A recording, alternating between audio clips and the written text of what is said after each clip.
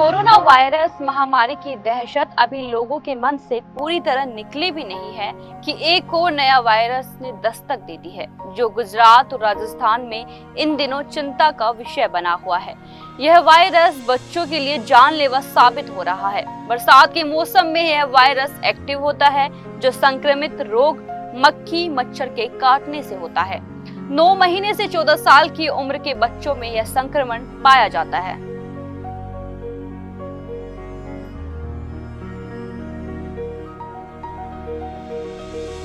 नमस्कार, जनता दरबार में आपका स्वागत है। मैं हूं ज्योति राघव। तो अब बात कर लेते हैं चांदीपुरा वायरस की। तो इस वायरस को चांदीपुरा वायरस के नाम से पुकारा जा रहा है।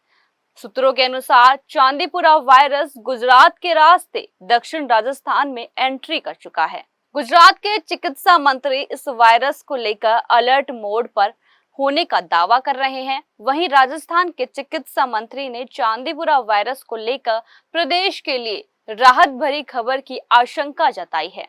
आइए जानते हैं क्या है ये चांदीपुरा वायरस और इसके लक्षण क्या है और इससे बचाव के तरीके क्या-क्या है। चांदीपुरा वायरस से गुजरात और राजस्थान की सीमाई जिलों में दहशत फैल चुकी है। यह बीमारी बच्चों को अपना शिकार बनाती है।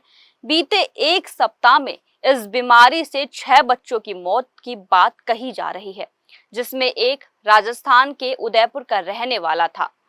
बच्चों को शिकारी बनाने वाला इस वायरस को लेकर दोनों राज्यों और संबंधित जिलों में चिकित्सा विभाग अलर्ट मोड पर है। उदयपुर के स्वास्थ्य विभाग के अनुसार वायरस का केंद्र बलीचा गांव बताया जा रहा है, जो खेरवाड़ा ब्लॉक में है। यह इलाका गुजरात से सटा हुआ है। यहाँ के आदिवासी रोजगार की तलाश में गुजरात जाते रहते हैं। चांदीपुरा वायरस को लेकर प्रदेश के लिए राहत भरी खबर है। चिकित्सा मंत्री गजेंद्र सिंह खिंसर ने कहा कि फिलहाल इस वायरस के मामले अभी नहीं हैं, लेकिन अभी भी इस तरह के मामले की जांच की जा रही है। हाल ही में राजस्थान के खेरवाड़ा, उदयपुर के हिम्मतनगर, गुजरात में भर्ती बच्चे का चांदीपुरा और जेई की जांच रिपोर्ट नेगेटिव आई है। यह जांच रिपोर्ट NIV यानी national institute of virology Pune द्वारा भेजी गई थी। दरअसल गुजरात में चांदीपुरा वायरस रोग पाया जाता है और वर्तमान में भी इस रोग से प्रभावित रोगी वहां पर भर्ती है। एक नजर में जानिए क्या है चांदीपुरा वायरस। चांदीपुरा एक वायरल संक्रमण है जो मच्छर, घुन और रेतीली मक्खी के माध्यम से फैलता है। इसके उपचार में विलंब होने पर गंभीर स्थिति भी उत्पन्न हो सकती है। चांदीपुरा संक्रमण के मुख्य लक्षण में बुखार आना, उल्टी होना और आकस्मिक दौरे पड़ना शामिल है। जिन लोगों को ऐसे लक्षण है वे विशेष सतर्कता बरतें और चिकित्सक की देखरेख में यथाशीघ्र उपचार करवाएं। जानिए क्या है चांदीपुरा वायरस के लक्षण। डॉक्टर ने बताया कि चांदीपुरा वायरस से बुखार आता है, जिसके साथ फ्लू और तीव्र मस्तिष्क की सूजन और जैसे लक्षण होते हैं। चांदीपुरा वायरस में अक्सर अचानक तेज बुखार आना, उसके बाद दौरे पड़ना, दस्त लगना, मस्तिष्क में सूजन, उल्टी का होना शामिल है। यदि बाल रोगियों में उच्च श्रेणी के बुखार, उल्टी, दस्त, सिर दर्द और ऐंठन जैसे प्राथमिक लक्षण दिखाई देते हैं तो तत्काल चिकित्सक को दिखाना चाहिए। चांदीपुरा वायरस कितना खतरनाक है ये भी हम आपको बता देते हैं। गुजरात के स्वास्थ्य विभाग के अनुसार चांदीपुरा वायरस संक्रामक नहीं है, लेकिन पिछले कुछ दिनों में ही इसके 1 दर्जन से ज्यादा मामले सामने आ चुके हैं। ऐसे में इसे हल्के में नहीं लिया जा सकता। ये वायरस कितना खतरनाक है इसका अंदाजा इस बात से लगाया जा सकता है कि वायरस से संक्रमित बच्चे लक्षण दिखने के 48 से 72 घंटों के भीतर मर जाते हैं। ऐसे में यह वायरस शिशुओं और वयस्क के लिए घातक है। क्यों रखा गया है चांदीपुरा वायरस का नाम, ये भी हम आपको बता देते हैं। साल 1965 में नागपुर शहर के चांदीपुरा में एक नए वायरस का प्रकोप देखा गया।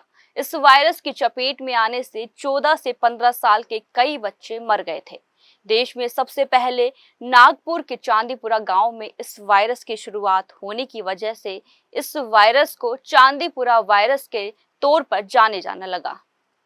चांदीपुरा वायरस पर वैज्ञानिकों का क्या कहना है, ये भी हम आपको बता देते हैं। चांदीपुरा वायरस को लेकर कहा जा रहा है कि यह मादा फ्लेबोटोमाइन मक्खी और एडिस मच्छर के काटने से फैलता है।